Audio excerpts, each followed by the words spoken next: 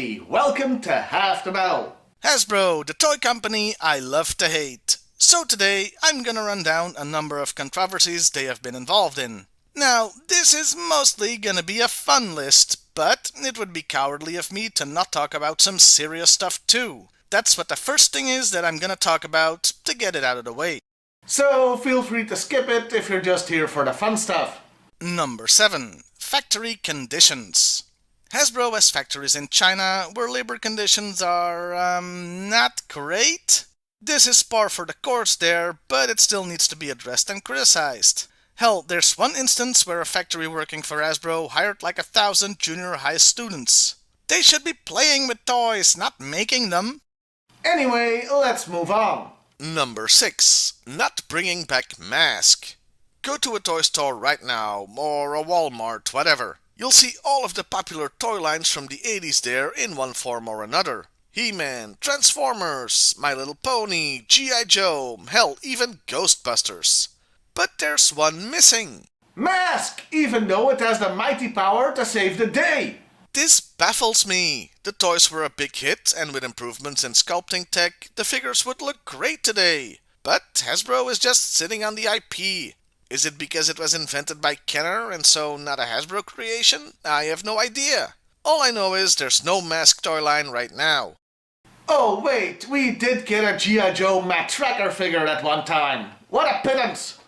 Number 5. A lack of female figures.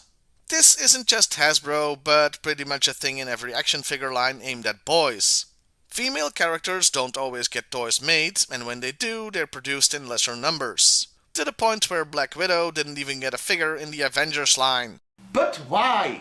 Well, it's a chicken and the egg thing, or a catch-22, or a self-fulfilling prophecy, whatever you want to call it. Toy companies claim research says boys don't like to play with girl figures, so they produce far less of them, making them harder to find, so boys play less with them, so they don't get produced as much. Etc. and so forth. Number 4. Jetfire. Just Jetfire. Okay, you may need a little more information. When Hasbro was creating the Transformers toy line, they went the cheap and easy route of going to Japan and just buying the rights to produce existing transforming toys. Their main go-to was Takara, but they bought from other companies as well. That's why the original Transformers lineup looks so eclectic. One of those other toys they got the license for was the Valkyrie from Super Dimension Fortress Macross, who they named Jetfire. Problem number 1. At the same time, Harmony Gold was making Robotech, the first third of which heavily featured that type of jet robot. They were not happy they couldn't make the toy, since Hasbro had the rights to it. Problem number 2. Hasbro couldn't use Jetfire in the cartoon because Takara was also gonna make Transformers, and they were gonna dub the cartoon, but they didn't want to see a toy from a rival company featured on it. Yeah, Hasbro only had the rights to the Jetfire toy outside of Japan, and it wasn't a Takara toy, so that's why he's called Skyfire and looks nothing like a Valkyrie. There's more stuff, like a lawsuit between Harmony Gold and Hasbro. But that's a tale for another day because this section has been going on too long already. Number 3. The death of Optimus Prime. And that of so many characters in Transformers the movie. We all know the story.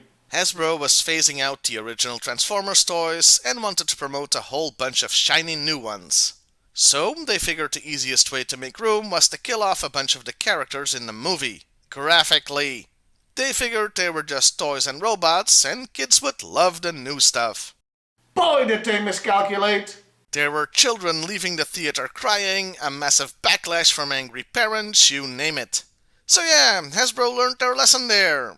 Maybe a bit too much, since nowadays it's very rare to get a new character in any Transformers line. The vast majority are reimaginings of the original lineup. That's not to say that Hasbro didn't make a line of original Transformers characters though, which brings us to... Number 2. Truck Not Monkey! In this case, the controversy is more about whiny fans than Hasbro itself. After Transformers Generation 2 ended, they wanted a complete reimagining of the brand, and thus Beast Wars was born.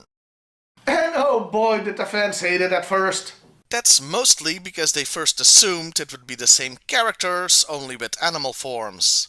and thus the slogan "Truck Not Monkey" was born. Or to say it unabbreviated, Optimus Prime is a truck, not a monkey. What the hell are you doing, Hasbro? And they were right. Optimus Prime is a truck. Optimus Primal, however, was a gorilla. And also a completely different character. They all were. Then the cartoon came out and became one of the most beloved series in the franchise, so things quieted down. But for a short time in the 90s, the Transformers fandom was dominated by Truck Not Monkey. Number 1. Zartan's original file card. I went over this extensively during my main character Mayan Zartan, so here's the short version. His first file card called him a paranoid schizophrenic, while the behavior described on the card was that of what was then known as multiple personality disorder. These things did get mixed up all the time back then, and hell, even now, but they have nothing in common. Plus, given that Zartan is a bad guy, it adds to the misconception that schizophrenics are dangerous, while like 99.9% never have any violent tendencies. So complaints were made and the card was quietly changed. Not the most fun thing to end on, so I'll add that for me personally, the biggest controversy with Hasbro is that there are no G.I.Joe products on the shelves in Belgium here and haven't been for ages. No, I'm not bitter. Well, I'll see you next time, everybody. And hey, why not like, share, and subscribe if that's your thing.